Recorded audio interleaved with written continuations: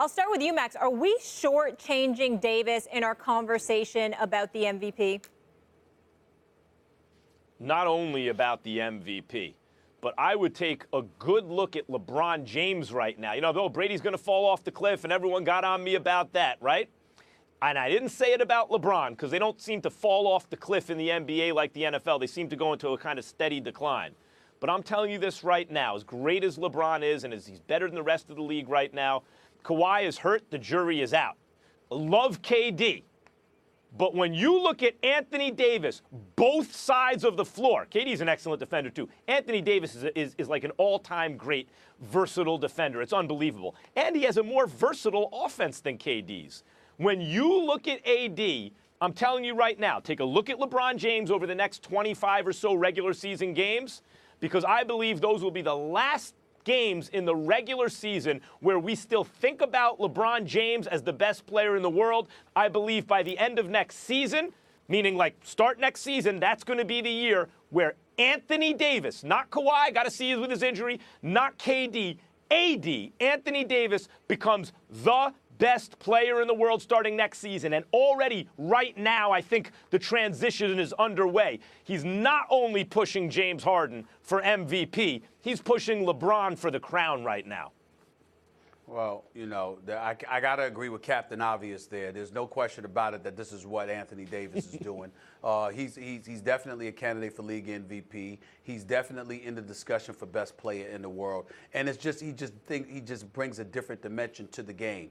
You know what? He's not going to play point forward like LeBron James is, but his shot is good. He can play with his back to the basket or facing the basket. He can rebound. He can defend. He blocks shots. He can literally defend any position on the front line, and some two guards in this league because he's that versatile. So he's that complete of a player. We didn't talk about him too much because the New Orleans Pelicans were not winning. But without DeMarcus Cousins, they clearly have been doing it. Alvin Gentry deserves he's doing a hell of a job. We were wondering about him a few months ago, but Alvin Gentry has stepped up his coaching and deserves to be recognized for the outstanding job that he's been doing for them during this 9-game winning streak. But when you look at Anthony Davis, to be 6'10", 6'11", to have the inside-outside game that he has, to take over the way that he has taken over, to average about 40. And by the way, when he's doing this, it's always about 10, 12, 15, 18 rebounds along the way with a couple of block shots.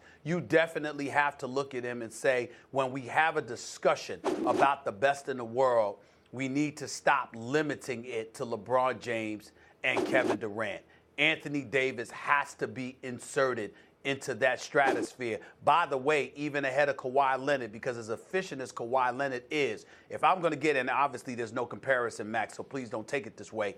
But if I'm going to sit up there and look at Alonzo Ball, for example, as a rookie, and point to his level of assertiveness, I need to look the same at Kawhi Leonard when he returns. Because there are moments, as great as Kawhi Leonard is, and as efficient as he is, the one thing that you could look at him from time to time is you wished that he was a bit more assertive and more aggressive offensively in terms of looking for his shot and looking for those points. It might be a product of playing the San Antonio system. It might be a product of what Greg Popovich wants him to do. But when I look at Anthony Davis, I see a willingness to take over. And that's what I'm saying elevates him above a Kawhi Leonard, because he does most of the things that Kawhi Leonard does defensively, but Kawhi doesn't do what he does offensively. Max, on that note, let me ask you this, though. So when would Anthony Davis surpass LeBron as best player in the world? When do you see that happening? Well, I mean, these things are hard to gauge as they're happening because you need a bigger body of evidence, right? So, like I'm saying, by the end of next year, it'll be obvious that, you know, he passed LeBron. So really what I'm saying is maybe the process has started already, and next year, right from the beginning of the year, I think you're going to notice that LeBron is no better than Anthony Davis.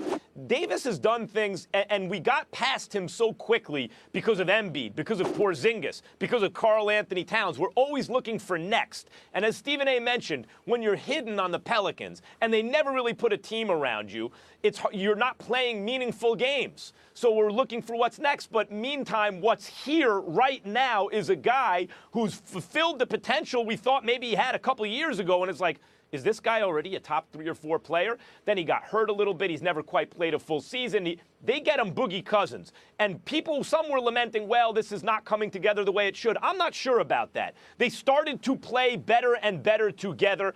By the way, not coincidentally, the one loss the Rockets have had when they've all been healthy is to AD and Boogie. That was the game that Boogie got hurt in the last 10 seconds. Who knows how good the Pelicans may have been by the end of this season with those two playing together. AD has had to be more assertive since Boogie went down. He's able to do that. He's able to, as I've mentioned, guard the pick and roll by himself, guard both guys. Like, he's done things that I've never seen before. And he's not always the sexy pick because he's not what's next. He's not a guy who's gonna like a wing, a two-way wing, who's gonna score 1 million points by giving you those highlight kind of plays necessarily. He's just probably, if he's not already, very soon going to be the best two-way player in the game. As I said, might deserve the MVP this year. Of course, Harden's just out of his mind, so maybe that's a tough call. And maybe he's already the best in the game, but I think by the end of next year, the body of work will be there to say it much more definitively.